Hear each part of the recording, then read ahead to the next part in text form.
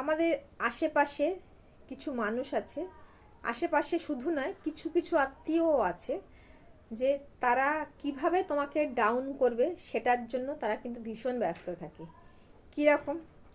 কোনো জিনিস তুমি বানিয়েছো, কোনো জিনিস তুমি কিনে নিয়ে এসছো, সে যে কোনো জিনিস হতে পারে, একটা জামা হতে পারে, একটা বাড়ির কোনো ফুলদানি হতে পারে, সেটা যে কোনো জিনিসই হতে পারে। হয়তো তারা দেখলো, দেখে, ওই কবে কিনলে গো এটা? মানে বললাম হয়তো আজকেই নিয়ে এসেছি।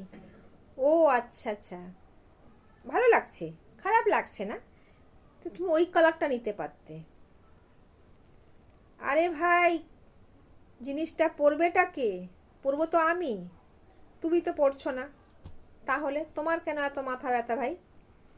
জিনিসটা আমি পরবো। তাহলে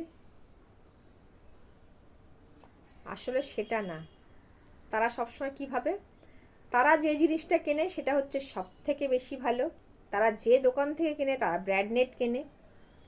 তারা যে জিনিসটা খায়, পরে মাখে, তাদের জিনিস হচ্ছে সব থেকে বেশি ভালো।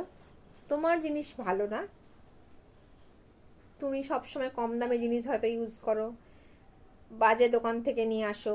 তারা সবসময় ব্র্যান্ডেড দোকান থেকে নিয়ে আসে, ব্র্যান্ডেড জিনিস ইউজ করে, তুমি সেটা করো না। মানে সেটা তোমাদের বোঝাতে চায় যে তারা ব্র্যান্ডেড জিনিস ইউজ করে, ভালো জিনিসটা খায়, তোমরা সেটা করো না।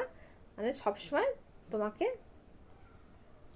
নিচে নামিয়ে রাখে, মানে ডাউন করে রাখে। কিভাবে তোমাকে ডাউন করবে তাদের কোনো তো কাম নেই, সেই জন্য তারা কিন্তু এই জিনিসটা করতে ব্যস্ত থাকে সব সময়।